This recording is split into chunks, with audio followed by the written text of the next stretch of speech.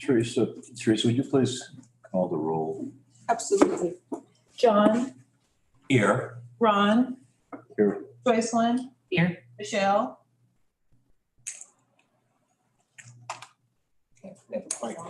Michael, Here. thank you. Okay, thank you, everybody. And hopefully Michelle can join us in from her car, I believe, shortly. So the first matter is the agenda, which was with much appreciation prepared for us by staff. So we have a motion to approve our agenda. So move. Second. Thank you. It's been moved and second that we approve our agenda. All in favor, please say aye. Aye. Aye. And any opposed? I'm not staying. It's passed. This being the initial meeting of a very important committee, I want to thank again the staff for preparing the materials for us to go over. And our first discussion item is our job description. So, Michael, Joycelyn. Comments on where we start or? Opinions, preferences? This, Hey, this is Michelle. I'm here now. Oh, I just want you Michelle. guys to know I'm not gonna have, I don't have the best signal where I'm at, so I'll be in and out. Morning. good morning. I know that this says it was revised in 2013, but it has been updated since then to reflect, to mirror the other job descriptions within our system and also to reflect any current changes in law or policies. I think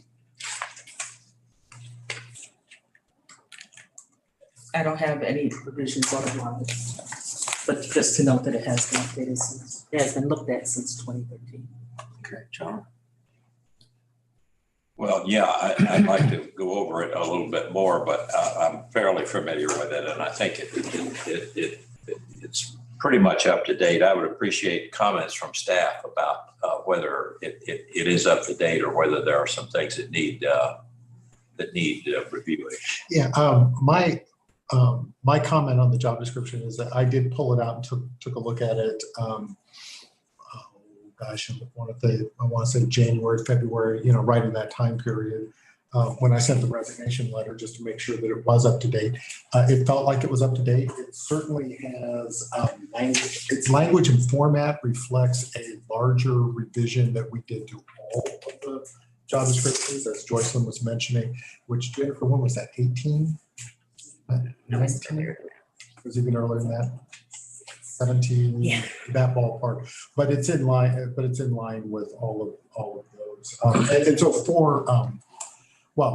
certainly one of the ways that we know that it was updated, at least in 2018, is that if you look at the very end of the paragraph that says manages and lists all the direct reports, at the very, very end it says capital improvement project manager, which is Jake's position, which was the last position.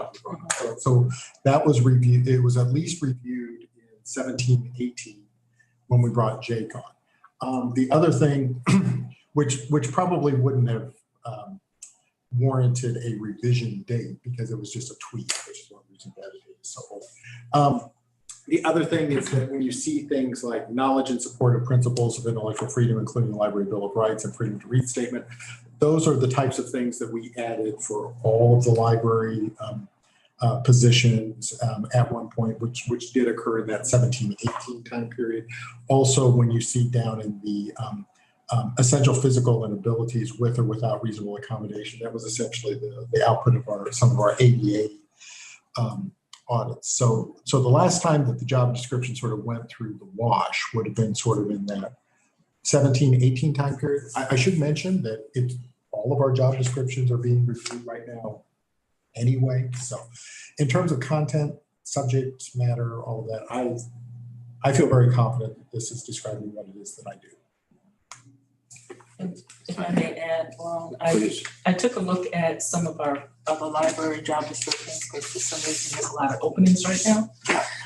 But I looked around and this is very comparable. Ours it's a little more comprehensive than some.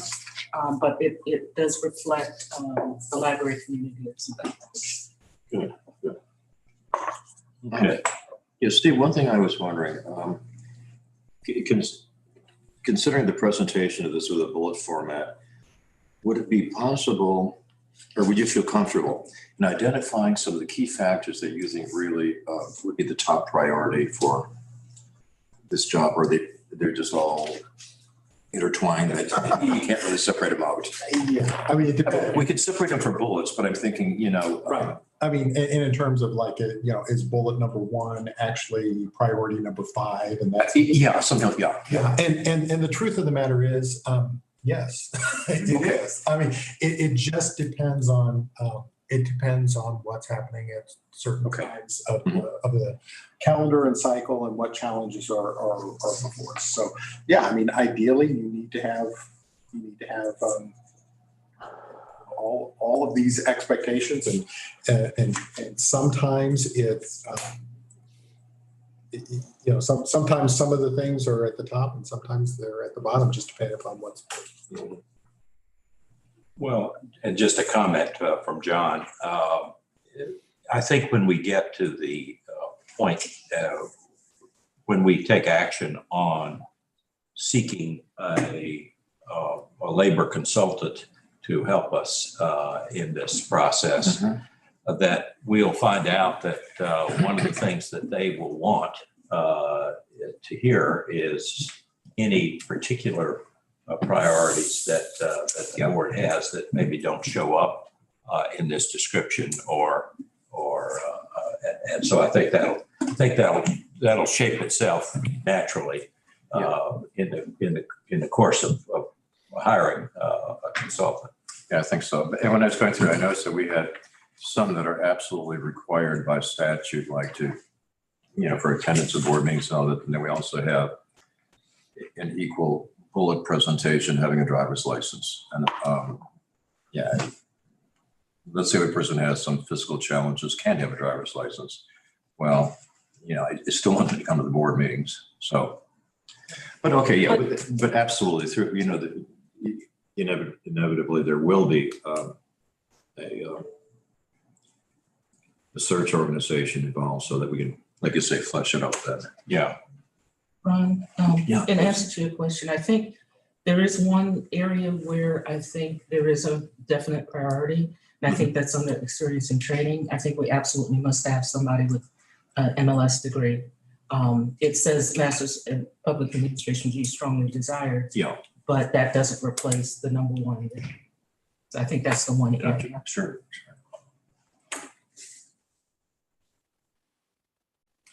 And also, going with what Mr. Ashcroft publishes, there's some personnel standards and guidelines that I think are very helpful. Exactly. Like you mentioned, talk about the community demographics for hiring and all that. And that's, I think, something that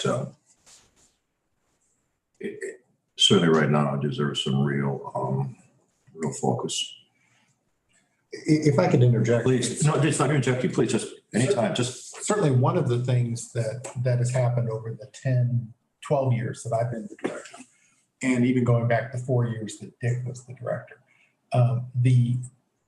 the position tends to be more like a conductor of an orchestra at this point. While there are things that I actually get involved in and do, there were times when Dick's predecessor used to do things like actually, catalog books, and used to actually go and buy books and bring them back here and things like that. And so there, a lot of that sort of fingers in the mud sort of work is not as much going on with the library director now. And in fact, to be honest, to be frank, I kind of miss some of that. I mean, I kind of miss the ability not to go and answer reference questions and things like that from time to time. But you don't miss carrying bookshelves. I do from not. one library to I do not miss like it used to be. No, I do not miss that. But I think the point is that you don't necessarily need super librarian. You need a librarian. You need somebody who understands the importance of balance of information, freedom of information, access, things like that. Because frankly, to the outside world, sometimes our standards don't make sense. I mean, you have to have somebody who does understand those standards. But it's not that you need somebody who can manage a large organization and can rely on professional staff. And can delegate to professional staff and not micromanage. That's certainly the change that's occurred over the last 12 years. Yeah. Yeah, and And I think you all have seen that. right. I think it was clear, in your own tenure, Steve, that in the beginning, it was a struggle for you to break away from some of those things. And you did extremely well at that. And that was noticed by the board as time went on.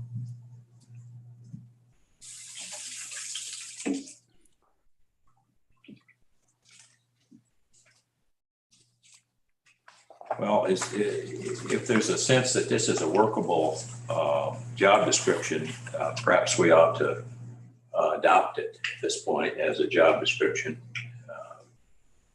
Sure. And so is a motion acceptable to that extent? I think this is not necessarily, I think being the character of the meeting like this, not having the rigid requirements of, for example, like the sunshine law, but I think we can have, of course, and Bob's here on, so too early in the morning, my brain's not working. We can have a motion which would be perfectly fine, or just a sense of the meeting, or however, I completely, I have no opinion whatsoever. So motion, of course, would be perfectly fine. Yeah. I Okay. prefer a motion. Well, that's okay. Well, I would move that we adopt the job description as submitted to us and as on file in the district as the guiding description for the job as we're starting the search for a new director. I'll second. Second. Thank you. It's been moved and seconded that we adopt the current job description for the Chief Executive Officer of Mid-Continent Public Library to be used in the search committee. So all in favor, please say aye. Aye. Aye.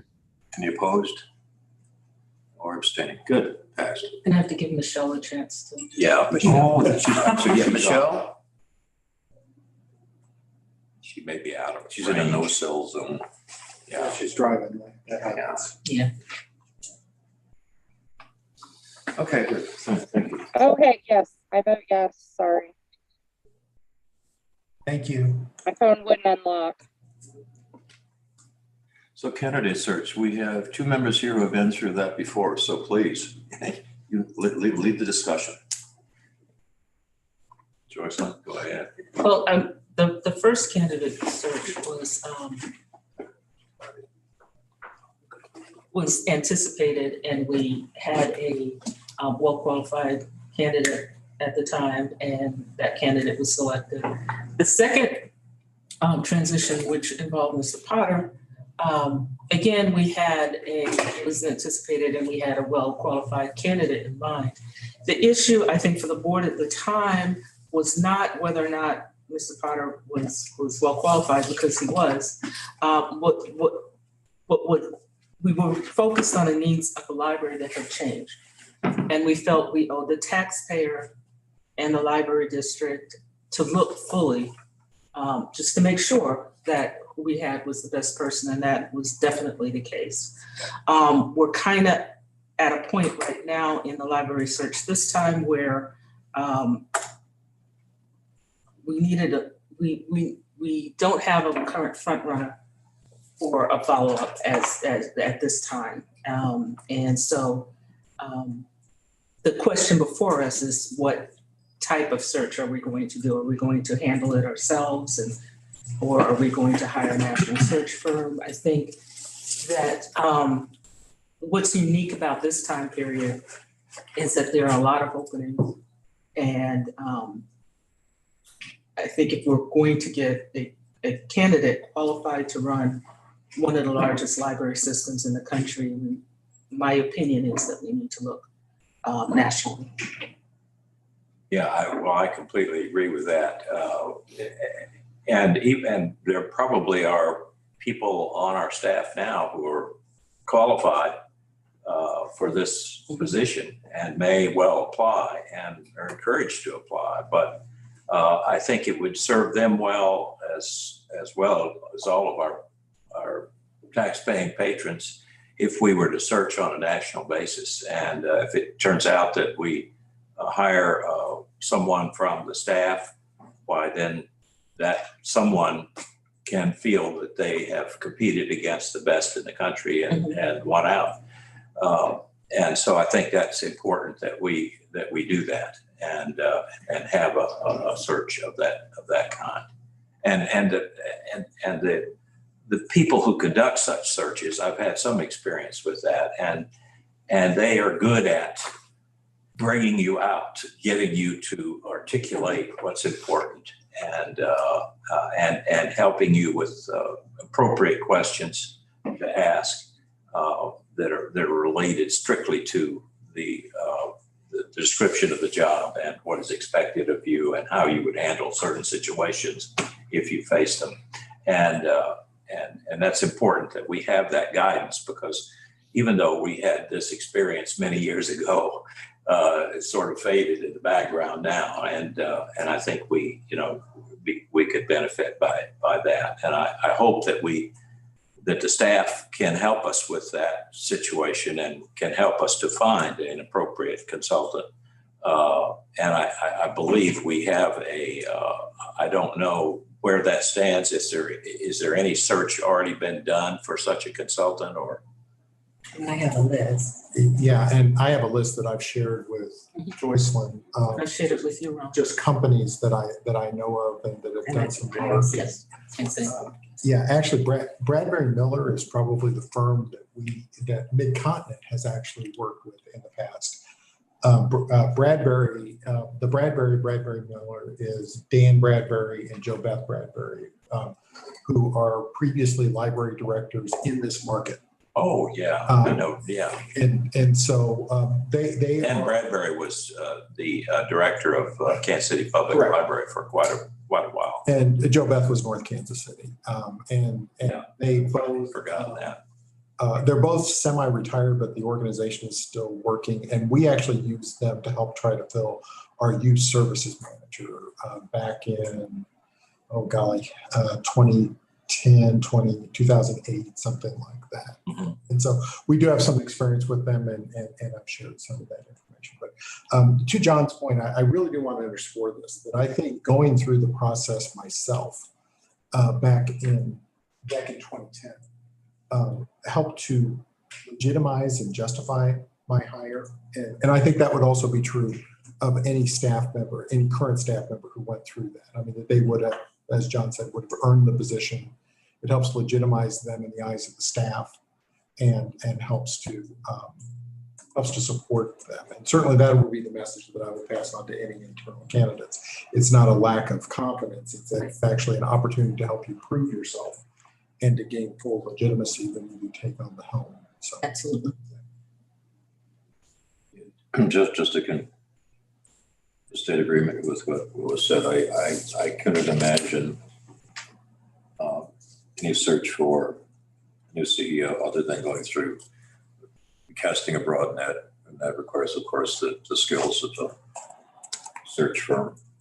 And also, too, just as a very practical matter, John and I were visiting before, and an entirely innocent comment that was unfortunately made was construed as something which was to one of the recipients of the comment was viewed as being quite offensive or potentially offensive, and all that did was cause a great deal of unfortunate results for the organization. And I think that kind of guidance is absolutely essential, and it's going to be the outside help. And also just to, again, express my strong feeling that I think we have absolutely fantastic talent in this organization. So if they would certainly make them express any willingness they may have for this position, Steve mentioned, it just confirms that they should it be the result that they would be the best one, considering their competition. Ron, if I can, Please. yeah, another thing about supporting the idea of the search firm. One of the reasons why I brought Jennifer to talk today is that, while you may not be able to always see her screen, I mean, she's working on a number of different things. And the point, and as Joyce pointed out, there's lots of job openings right now in our library system. So Jennifer and her team are working on getting personnel budget together, hiring all the people that we're trying to hire as a result of the Great Resignation and the challenges associated. Sure. Putting everything together. And so I just want to be really clear about this. If there is a feeling at all that this is something we can handle internally, we cannot. That staff does not have the capacity to handle the executive hire process. And if you need Jennifer to talk to you a little bit about how she's filling her days. I think that what I would say is that we can assist with administratively.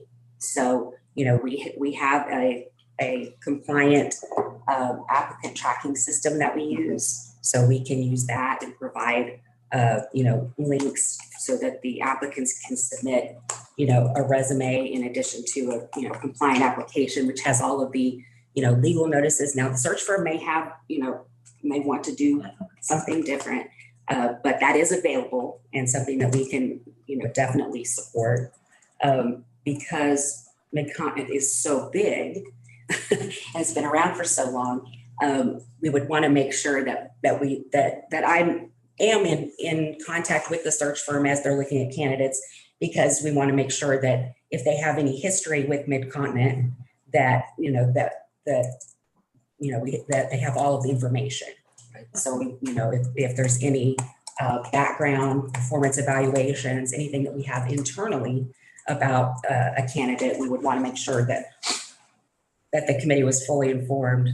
And so we could work with the search firm on that. Absolutely. So it's just, a search of this. The benefits. I mean, Yeah, exactly. So any benefits. communication about the benefits, policies that are, handbook policies, employment policies that are internal, those sorts of things. Absolutely. We have a person that's just dedicated to doing benefits. So, we can definitely do that.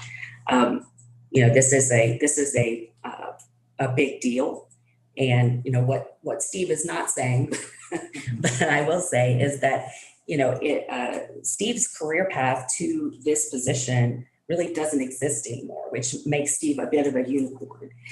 So previously, there was this business manager position that encompassed, IT, what we call IT now, HR, finance and facilities, and finance and facility. So it gave, Steve and others who came up, previously, that dip into all of those parts of the business in a really like baptism by fire sort of way. And that position doesn't exist anymore because it's really not a good idea to have all of that, responsibility under one person. So, that's why previously, like you said, there are people that work for us that are talented and could likely, do this job. But, previously we've had a pretty clear, successor because they've had the experience with this library doing all of those things, leading up to this point. And I think that's been kind of the history of the library for always, the way that has kind of worked out. So this is just, we're in a different and unique situation for the library. And, but, my team is here to answer questions. I think a search firm would be an excellent idea to provide help about compliance, because even, the last time this board looked for a director and did this process, that's years and years worth of employment law changes and things that are important to know, questions you can and can't ask, all of those things that will be, critical for, this committee and the board to have guidance on. So, but wherever we can particularly work with that firm to provide any background information, admin assistance, all of those things. Okay, just to comment on the process of doing that, I'm kind of presuming that we would ask the staff to do the administrative work of getting the word out, however that might be done, that we're seeking a consultant for this service. We wouldn't want to just concentrate on one firm. We'd want to get it open so that we could have, hopefully we would have 2 at least, and perhaps 3, as many as 3 or 4 people who would be interested in the job and would want to compete for it. Sure. And then we would hope that staff would get us to that position, and then it would be responsibility of this committee to interview of those persons and make sure that we know what they have to offer and what's the personality relationship that might be helpful between the group and the consultant. So I would assume that that's how we would proceed at this point. And I don't know that needs a motion, but as long as we're, as long as there's no one that finds that objectionable in any way, why we should proceed that way. Absolutely. I think that's. Just directing us to go. Yeah. Do the search. Yeah, so what there's a couple different ways we can do it. I mean, depending upon how formal you want to do it, we can do RFPs, RFQs, or I can just call the people that are on the list and just say, they're ready to go. We want something back, whenever we set the next meeting, we want something back by the next meeting. Sure. I think that's just a common sense approach. That's great. Okay. Somebody online have a? Yeah, I just said I would agree with that. It's Michael. My observation, correct me if I'm wrong, is that there's probably only about a handful of firms with experience recruiting for libraries. Yeah. And I think that Mid-Continent is well known enough nationally that any of those firms would know about us. I think personally, and I would recommend to the committee that in order to expedite our process, I think choosing a firm that has experience with libraries, that has experience with Mid-Continent would be of benefit. Because I think any firm that is doing recruiting for libraries would have a national focus. Yeah, But one that knows us would be helpful. that makes sense. And I think if we do it the way that has been proposed, sort of informally rather than a formal request for proposal, that would make sure that happens, that we would be dealing only with people who are very familiar with libraries. If you were looking for a city manager, there'd be lots of consultants out there that we want to talk to, but we're not looking for a city manager necessarily. So, I think Steve mentioned that he had a couple of names already that were recommended. So yeah, that's great. Sure. Okay. Well, So our follow-up will be, well, 2 of these firms have already reached out to me. I mean, Karen Miller's already called me and said, Perfect. When the dust settles, call, because we have stuff to talk about. And so I'm sure there'll be more. and there may be a couple more, but to the point, there's not a lot. I mean, there's not like 700 firms that do this. There's more like 5. And so we can reach out to them, and our direction will be that the ad hoc committee is interested in hearing a proposal and a plan by X date, whenever the next meeting date will be. Okay. And Steve, you said one of the firms is local. Well, Bradbury Miller traditionally has had a headquarters in Kansas City. Joe Beth and Dan are semi-retired. And so I think they've actually moved all their headquarters to Ohio now. Oh, But Joe Beth and Dan still live here in the metro. okay. Sure. I just want to make one quick point. It's important to remember that search firms are a candidate's first introduction to Mid-Continent. So it would be important for me and for us to have a good introduction in order to attract the best candidate. So I think the selection of the search firm, someone who knows us, would be of value. Yeah, the reason I asked if the firm was local would be, of course, they'll be submitting information on their firm and their success rate and everything. But I think if we could actually meet with them face to face, that would be, I think, a great help. But if they have to come in from Ohio or whatever, that might throw cold water on that approach. I wouldn't be opposed to like a Zoom. Yeah, as a national, I mean, Sure. well, the conversation Ron and Joycelyn and I had at one point, now, and I'm really not trying to pat myself on the back, but to be completely honest, when you look at the job description and you look at my peers, the peers that I know that are out there, there's about 100 people that are truly qualified for this job. And maybe half of those that are probably willing to entertain changing jobs and moving to Missouri and all of that sort of stuff. It's not a huge universe. To that point, it's also not a huge universe of search firms because, like John, I mean, how many city managers are there in the United States? 20,000, 30,000? Probably, yeah. Yeah, I mean, so there's just not, I mean, and they change like people change socks sometimes. Oh, Library now, directors- come on. Library director, well, it depends on the city, depends on the board, it depends on the mayor and all of that. Yeah. But there's just not as much churn in the library. So there's just not as many search firms in the industry. Yeah, So yeah, we will work on that and then staff will bring that back to the next meeting when the next meeting is decided. So. I think as you get responses, if you could just shoot emails to us or something so we kind of know what kind of feedback you're getting and I can do that. I'm wondering if maybe the timing is somewhat dependent on the kind of feedback that you have from these firms.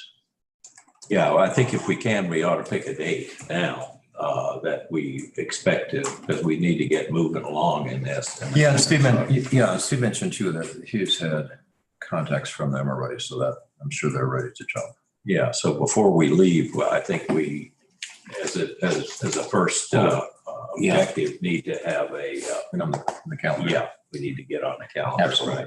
Is May 1st too soon or too late? May 1st too soon or too late? For a response? I'm just throwing out a date. May 1st. It's a Sunday. Okay. Difference, but Is that a Sunday? Yeah, it doesn't make any difference. to us, yeah. Right. Yeah, we'll just- A second. Well, if they get it to us by the 1st, we can Maybe always. say it first. They're gonna It's Universal Day. They'll have it. Everything's 24/7 Yeah, with the once a internet. year, Monday morning, it'll be in. All right, Steve, do you have any idea at what time you might be able to get some kind of response from these search firms? Yeah, I mean, I don't know because we haven't worked that closely with them, but I think that, if what we're talking about is introduction to the firm, what's included, what their price is, what their timeline would be and process, and things like that. I mean, I would assume that you could almost go to their website and get all of that except for the price Yeah, and if- right now. I mean, so it'd be a pretty quick. I'm kind of thinking, to set up a Zoom meeting, considering that I'm sure their percentage is going to be, they'd be very eager to get on the computer this afternoon. So, Yeah. Right. I don't think it's going to be if we're not doing something like a posting and a response to an RFQ, RFP or something like that, if we're just calling people and saying, hey, we're trying to get 3 bids or 5 bids or 5 bids or whatever, and we want to know your process and your pricing and all of that, we could probably turn that around pretty quickly. Is there any reason why we couldn't do that for Tuesday, the 26th That's of true. April? 26, I think, yeah, perfect. 26th of April? It gives them half a month, yeah. You know what might be helpful is just that, if we had if the board kind of had a chart saying, here are the firms, here is how we rate their expertise, and then we can choose 2, and maybe the board president can chat with them. I think the committee should chat with them. Okay, the committee can chat with, In fact, or if there's a clear front runner, then we can chat with the front runner. But I think Yeah. you guys know about this, the search firms. It would be helpful to have feedback as to their qualifications. it'd be essential that I think this group at least should be. That will actually be, I hadn't mentioned that, but that probably will be, that my first step will be to post on the ULC directors listserv and say, I've been instructed to help engage. Tell me your experiences. Right. Who have you used, either personally, who have you been placed by, or who have you used? What's your experience? Who do you like? Who do you dislike? Why? That would be essential. And I will have that essentially as, I can share those emails. So the 26th is a reasonable time? I believe so. Absolutely. Michael, and Yeah, Ron, I'll be out of town on the 26th and will not be have any internet accessibility. Michael, I'm sorry, when would you be returning? I won't be coming back until the 29th.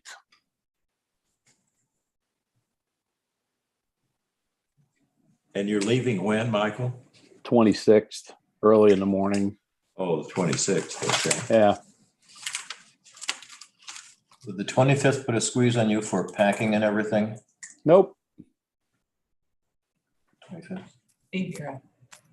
Yeah, I'm supposed to be out of town, but I can provide everything for everybody before then, so. But did Michael say he couldn't be here if we did it on the 26th? Yes. Yeah, that's what I said. But Yeah. Steve will be on the 25th. Okay, well,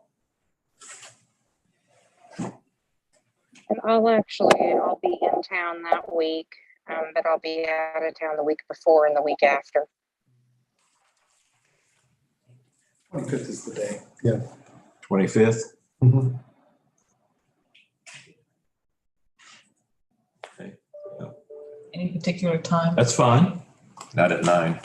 Not at night. No, not at 9. I can't do it at 9 even. Oh, I know. I can just poll you all right now. Do you, 1 o'clock? No, mornings are fine. Okay. Okay, 10? Jennifer, what's better for you? Are mornings better? Yeah, we're here a lot. Mornings are great. Mornings are better. Okay, look, 10, 9, 10. 10. Fine, you said 9. 10? 10. 10. That is Michael, better. 10. 10 is better? 10 for all? Okay. Yeah, that's good. Okay. So that's April 25 at 10 a.m. Okay. Thank you.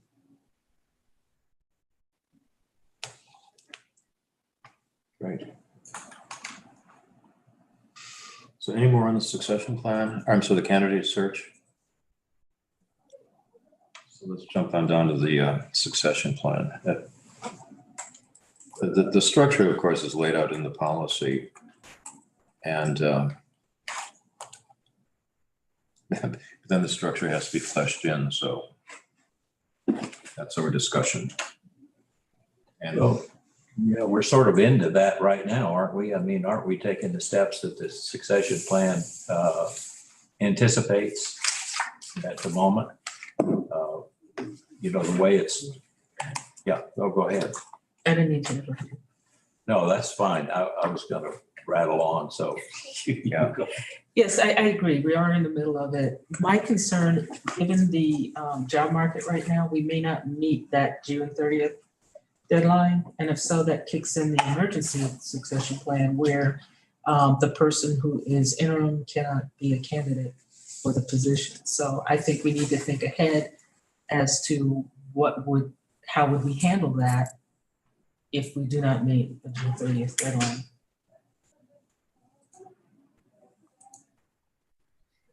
Okay, I'm not sure I'm following that. Right now, the succession plan would say that the deputy Right. director would become. But I think that is only in place, is it 60 days? I'm looking at it. Okay, I think there are two methods of succession. Right. One is the planned succession, which I believe we're in, and there's another method of succession called the emergency succession. Emergency as part of the title, not an adjective. Right. If it's part of the title, again, there's the person's not eligible Mhm. for succession. However, the big deal is this, that's in a policy. The board can change the policy at a simple meeting. Well, it would have to be a vote. That's what Of I'm course, asking. yeah. Do we want to do that? Because the interim plan is a 60-day plan and that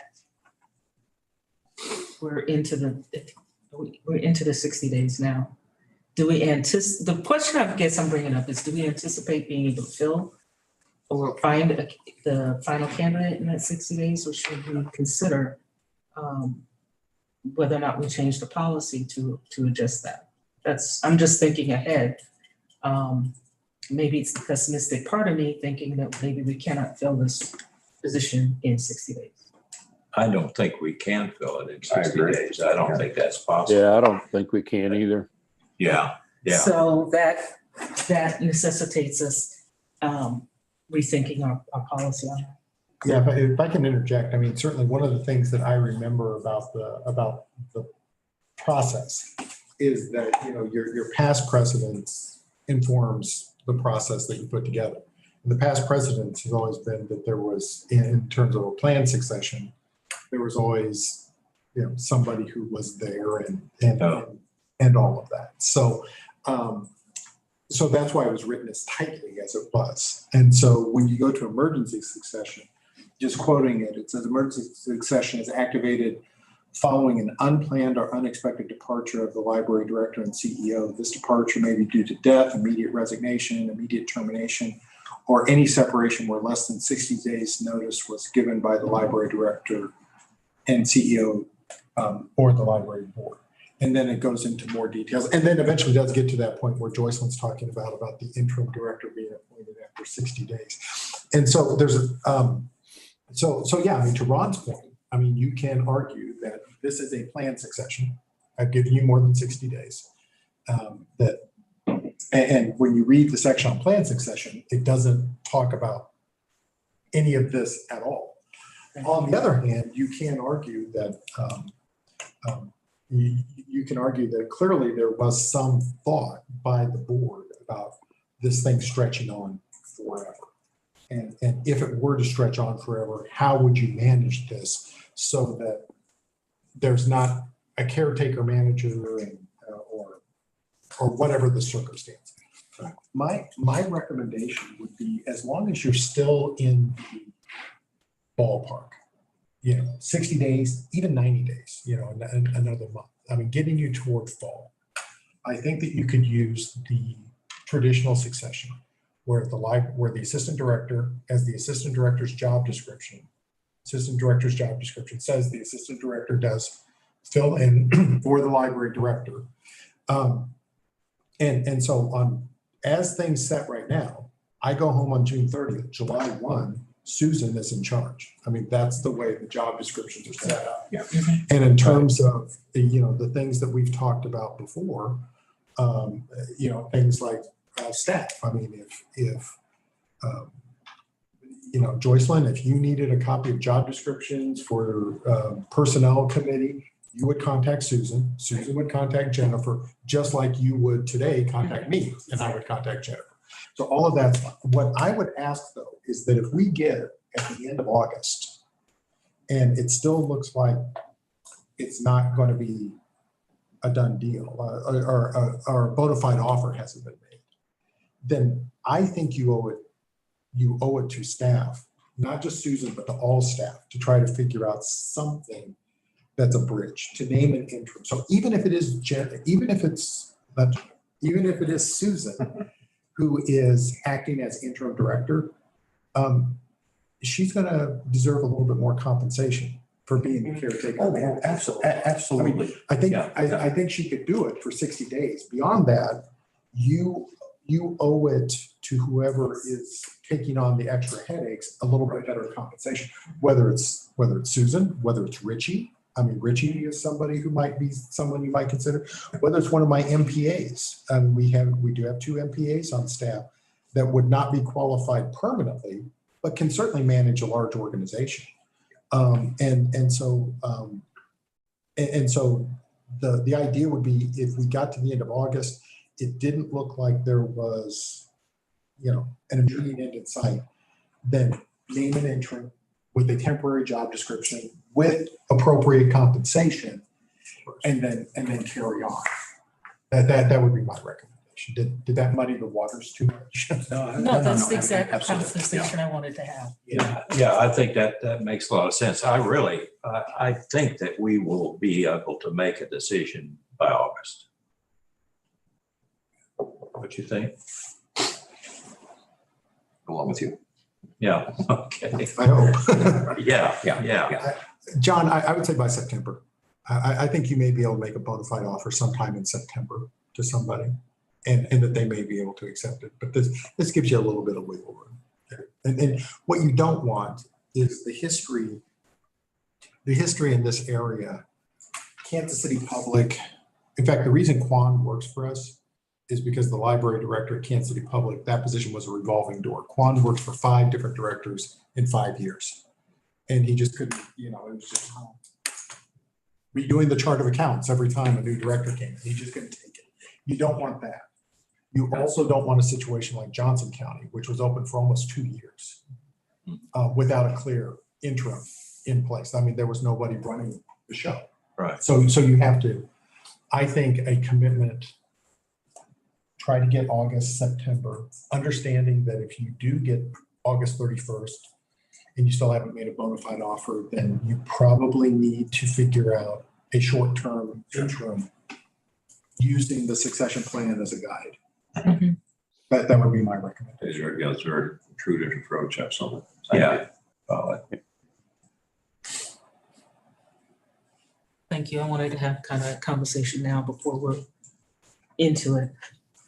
Michael and Michelle, are you on board with that? Yes, Michael here. I am. Yeah. Yes, absolutely. And I think we're especially fortunate because if it does get to the case where we have an interim CEO, which of course would be 2 cases eligible to be the next CEO, 2 MLAs and 2 MPAs, I think we're absolutely blessed to have that talent here.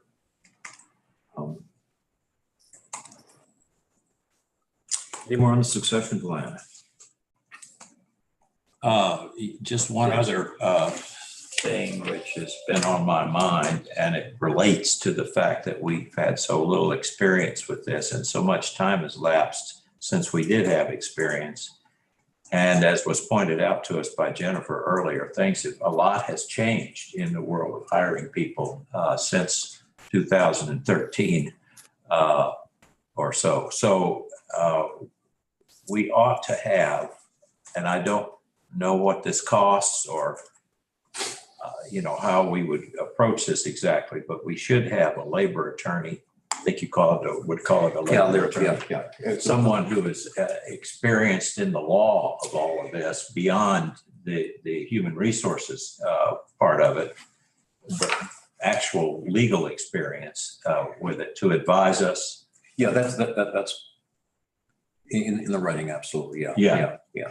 And there were some names that were identified absolutely, yeah. And I think too, in the human resources area, in the labor law area, there's so many things everything from obviously the federal, state law, even down to the personalities and the credentials of the person coming. There's such a morass of rules that are applicable that, and like what you shared with me, I mentioned, you just see the most innocent little comment could explode in. It's like a minefield that you absolutely have to have. The story I always like to give is in my interviews, which John and Joycelyn may not remember this, but when I was interviewed, I was actually asked how old I was I remember in that. the interview. I'm up there. Now, You got the job. You got the job. well, yeah, and now the problem with that is that, of course, if I wasn't offered the job, now it's muddied the waters as to was I hired because I was too young? Was I hired because I was too old? And it just muddies the waters and causes a problem. Absolutely. That's So a good example. So if I can, Jennifer, would you talk a little bit about Megan Patterson? Sure. Megan is currently who we are engaged with as our employment law attorney. By we, staff. Staff uses her. Yeah, that's who we use. And our experience with Megan has been for several years through a complaint that she and her firm worked with us on. It's Megan is the firm is Waldeck and Patterson, and she's a partner. I just worked with Megan Friday and yesterday. She is professional, knowledgeable. It's not just her; she has associate, and would be willing to review anything. I mean, I would say probably a contract at some point if there's going to be. Probably some sort of engagement or something. Engagement or But contract that, I mean, those types of things that she could also do. And what is her rate that she uses for staff? 200 for herself, 150 for, hold on. Do we have a general arrangement or a contract with her now to provide those services? Yes. Well, she could just continue to work under that contract if we're Correct. satisfied that that would be the right person. And if she was satisfied that Yeah. that was fair for her. as well. Right, yes, of course. But yeah, a la carte in terms of that is her rate is 200 an hour. So her associate rate is 150. Which used to sound like a lot of money to Not me, anymore. but For a lawyer. No, not anymore. No. I just have two quick comments. One, no matter how much it costs us, it won't cost us more than a mistake. one mistake. Even, yeah, and two, I prefer having, I don't like having competing attorneys. If we have our normal HR attorney and another one advising the selection committee, I would hate for that to clash. So my preference would be to have that under one umbrella, but I'm open to other arguments. I didn't follow that. We're suggesting that Phil. No, I'm saying if we were to get a separate attorney than the one we already use for HR, another two employment attorneys seem superfluous and Oh, possible. no, we don't engage one at a time. Right. And I don't believe that the search firm will have their own legal counsel. No, they won't. No, No. I No. have never seen that before. You know, I think they get in hot water if they can, because that would be practicing law, which is, Yeah, Mhm. Yes. Right. okay. Yeah, I'd like Can to I keep say this on, something for a minute? please. I guess at the end of the day, I just want an attorney that the board can actually talk to with this, that we don't have to jump through hoops, go through this, that, and the other. If we've got questions that is accessible, that we can deal with. That's a big one for me. And I would say to that, Michelle, that Megan's response and comprehensive response time has been impeccable. So, I sent a complex question Thursday afternoon and had a complex answer yesterday morning. So Megan is definitely responsible. We are already engaged with that firm. And so I think that, I guess my point is if this committee needs to speak with the Yeah. attorney, I don't want to have to call somebody to get permission to talk to an attorney. If we need to, I think that's my point. That's my main point. Megan is engaged with the library. So, and so whatever contact path you guys want to have with her, I think would be whatever appropriate. Yeah, I think so. We would want to let her know so she would understand who was authorized to, to speak to her on behalf of the library. right. But yeah, I don't know. No, to Michelle's point, I think that's right. And she would be really responsible to this group. That's the succession committee. That was the intention of it all. I'm not familiar with the lawyer you mentioned, but I'm familiar with the number of labor lawyers. And one thing I do know is the first thing I look at when I want to find somebody in a particular area is I go to their how they present themselves to the public. And I look at hers. She had a category of different areas which suggested priority, and labor law was not, if I recall, even in the top 2 or 3 or 4. So again, it's majority vote, but I kind of like to keep that inquiry tabled for at least till we can be in touch through email. 5 or 6 or 7 of us or whatever, but again, it's majority call. Well, I also think it's important to recognize that whatever legal firm is employed by the library, they represent the library first, not individual board members. Of course, absolutely. We're only here by virtue of our appointed capacity, not Absolutely. individually. Yeah, absolutely. Yeah, and I think I really, Ron, with all due respect, I think that it would be better if we could decide today that we're just going to use this person. Oh, we get the majority vote. Yeah, absolutely. And so I would propose that. And if it takes a motion, I would so move that we hire the person whose name I don't remember. Megan Patterson from Paula Patterson. Okay, as our attorney for this search. Yeah, that's. Okay, do we have a second? Second. I guess moved in a second that we engage the law firm of Waldeck and Waldeck Patterson. Patterson You say that again. to provide Waldeck legal. and Patterson, so WALDECK. And Patterson, so PATTERSON. Sorry. It's been moved in a second that we engage the law firm of Waldeck Patterson to be legal counsel in the area of labor law for the committee. So all in favor, please signify by stating aye. Aye. Aye. Aye. Any opposed? Abstaining? It's I'm passed. gonna abstain. Yeah, I'm abstaining. So it is passed. In terms of, Sorry, so everyone's in favor, Michelle abstained. I abstain. okay, Ron, that's- okay, thank you. And so in terms of process, staff has an engagement with her. We could, I have contact. Sure. I told her that someone may be in touch. Yeah, is the engagement is your engagement letter on a project by project basis or open-ended or something like that? It's open-ended. It's, I mean, for lack of a better term, it's a la carte. So it's like when something comes up. You call them and engage for that issue. Correct. Okay, gotcha. So we ask a question or for an assessment or an opinion on a particular issue. And Kind of like with us with Phil.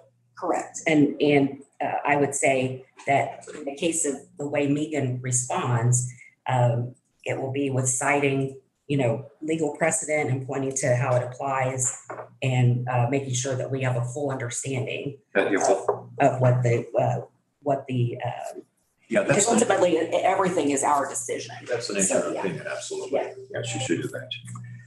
So, but in terms of engaging, I mean, we can do this, a couple of different ways. I mean, one way that we could do it, of course, is just contact her and say, can this ad hoc selection committee be added to our current engagement? Sure. Number one. Yeah. And your current contacts will be any of these people. Yeah. Or you want to do a separate engagement. And if she's wanting to, either way, she may want to talk to someone other than staff. Right. So, But if we could do it that informally that way, just to concentrate that her responsibilities to the committee, that would work. I think that would be the way to do it if we could do it. do you want me to reach out? Oh, sure. Yeah, please, absolutely. Yeah. I think too, I think we'll eventually get down to the point where it'd be helpful to have her present at least by Zoom. And so much communication, of course, is nonverbal, and I think the presence here could be essential. Yep. Yeah, I think sometimes. that real-time consult would be helpful. What's that? Have an email to consult in time, real time. Or to have intervening in real time would be very helpful. Oh, it'd be essential. I think, again, to have her here, I think would be great. But, and I think too, with regard to the billable hours, first of all, those are very, very, very, very generous. But considering the gravity of what's being done, I'm not saying that money is not an issue, but it's certainly not a very big issue. No, that's In my opinion. yeah. So I agree. Okay, any more on succession plan? So let's go to other business.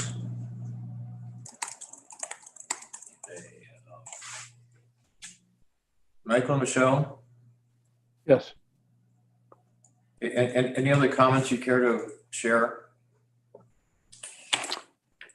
Well, in regards to the attorney, I think it would be helpful to have someone present in our meetings. So we have questions, we can get those answered and there can be input from that person. And so I would be in favor of having whoever it is present at our meetings. So that'd be really good. I agree with that. Steve, I've got the notes and I will talk with her. And if you wouldn't mind asking her to, we have a date tentatively, well, Oh, yeah. set. If she could just kind of join us through a TV screen. Right. I've got the notes. Wonderful. Okay, just a comment, not a suggestion of anything. What seems to be the opinion of everybody with regard to openness of these meetings? Again, I absolutely believe in the whole notion of no secrets, it's a buzzword, I know, but it's got meaning of transparency. On the other hand, we're also dealing with things of a very sensitive nature about the applicants or whatever. So I see you're really being polarized, and whatever your thoughts would be, I really appreciate it. Well, my understanding is that this is an official committee of the board, authorized by the board through policy, and we have to follow the sunshine law, which I certainly don't object to. I do think that there's a sensitivity when we get to the point where we have candidates. I think we have to think that through and have some advice on that before, because I'm a little behind times on that. I know that, we could get to a point where we would have, let's say, just hypothetically, that we had 3 finalists down from 20 that we thought were, any one of the 3 might actually be good. We could choose to have a public session in which taxpayers, citizens could come in, have a slightly social occasion where, you'd have some coffee and donuts or something, and people would come in and meet the candidates, and the candidates would make a short presentation, and there might be some time for questions, limited with the same limits that we use in our board meetings, and so on. I'm not predicting that that's where we'll be, but I just hope that we would have that in mind as a possibility going forward. That's the only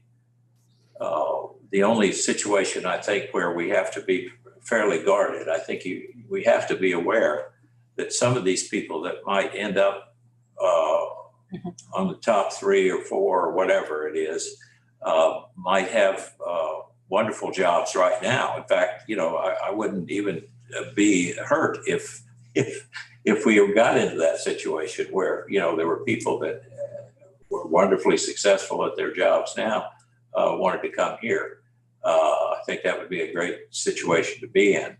And if that happens, though, I think, we have to figure out in advance what is our position going to be, because the press will be interested in that and will want to know as much about that as they possibly can. And I don't blame them for wanting that, but we have an obligation to the people who apply to us to be somewhat, to be careful. Let's put it that way. And I don't know what careful means at this point, because I don't know enough about how the law currently is or not. But in any event, that's just a comment that we need to be very cautious about to protect our applicants as much as possible.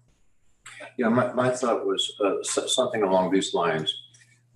We have meetings and we have, let's say, 3 resumes that we water things down to. And then we have these resumes out here and we discuss the person in particular. And now, I think clearly a potential applicant can be, we have a closed meeting for that. But we don't have to have a closed meeting. So my thought would be if we start comparing people, and my fear is that we treat them more like commodities instead of potential CEOs. And we can close the meetings and nobody is affected. Or we keep the meeting open and we go through this whole idea of approaching somebody as something that we tick off little qualifications on a qualification sheet. To me, I think that's kind of not demeaning, but kind of cold. It is not required to be a closed session when we have that, but I guess at the time we might want to think about, do we want to just for the dignity and the respect for the person, if we can, should we keep that closed or open it up for the public? And Absolutely, I think we should. Sorry, it's Michelle. I mean, but I agree with you, Ron. I think until we get to those final stages, I think we need to keep them closed. I don't think that I couldn't hear that comment. I couldn't hear you, Michelle. as long as we're She within agrees the with Ron. parameters. Michelle, I'm sorry, I think you're breaking up a little bit, or at least, could you repeat what you said? Okay, thank you. I think from a matter of transparency, this is Joycelyn. I think we can't close the process. Mhm. Kind of like with personnel, you can't close the process, but when you discuss individuals, you can close. Well, that's It doesn't have to be an Yeah, either. part of the process Yeah. is in fact to discuss the person, to evaluate them. The process is at the core of the process is to evaluate somebody to replace Steve. So- Right, and I think that unless we can make them anonymous, that part of the process should be closed. I don't think the whole meeting should be closed. Oh, but you can't, Yeah, you can't. So I just No, wanted no, to make that. Right, yeah, I think everybody's basically saying, if I understand what Michelle's saying, that's what she was saying also, I thought, is that, yeah.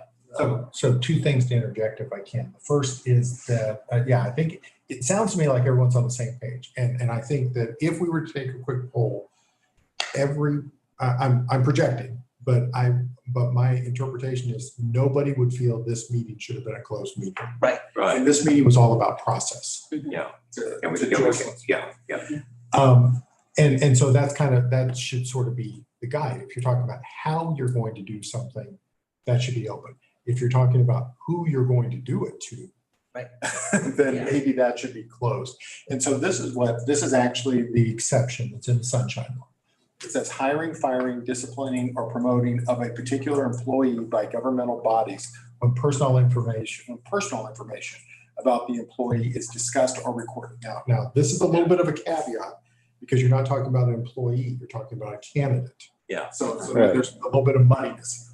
However, any vote on a final decision when taken by a public governmental body to hire, fire, promotion, or discipline of an employee of a public governmental body shall be made available by record and how each member voted to the public within 72 hours of the closed meeting. So, and then it goes on to some more information. But so what I think that is saying is yes, you can have 5 resumes out in front. You can say this person's great at this and this person's great at this, all in closed session.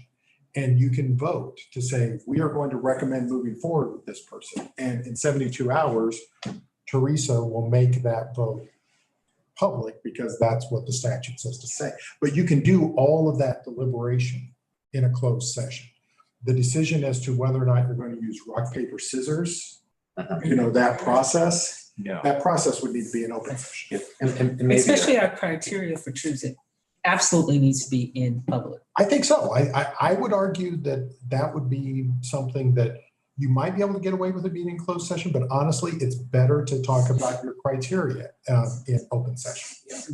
I think it has to be. But I guess maybe reflecting on when I brought this up, we can resolve this by once we have the resumes, instead of saying John Smith or Jane Smith at Indianapolis Public Library, delete the name. Candidate. Candidate A, Have- B, C. You could. Exactly. And the demographics and the budget and so forth with that library, but identifying it, and we've got it covered. My feeling is we have 850,000 people that contribute to this, many of whom are actually our users. And I think we have an absolute stainless steel hard obligation to let them know what we're doing. Absolutely. So my feeling is information just has to get out, Well, especially for something that's important. well, and even, as I was mentioning, even if you went into closed session to talk about people by names where they can be easily identified, within 72 hours, Oh, yeah. it does have to be posted anyway. Oh, yeah. Okay, well, yeah, that's a good discussion. I think it's well to have that discussion because we'll face that down the road, but Yeah. So any other comments? Michael, Michelle? Michael here. I think Michelle posted a comment. I don't know if everybody saw it. Yeah. But personally, I know that, with the sunshine law, and I agree with what we've all said, but I think the evaluation should be, as Michelle stated, closed while we're evaluating those candidates and then open later on. So that's my opinion. yeah, I think that's correct, Michael, and I thought that's what Michelle had said too. So I think we're in agreement on that. I think there's a consensus about that. Okay. Thank you. Any other comments? Okay, hearing none. Do we adjourn? We just quick announcement. We've got the next meeting. The next meeting is set for the 25th, correct? 25th, April 25th at yeah. April Yeah. 25th at 10 a.m. Correct. So And then with this, Steve, if you could see if, or was it you, Jennifer, could see if we could have legal counsel on Zoom or something like that, maybe. no, I'm contacting. I'm following up Okay. with Wally Patterson and seeing if we can engage and have Megan participate if at all. Terrific. Great. So do we have a motion to adjourn? So move. Second. Second. We got it. Thank you, Mike.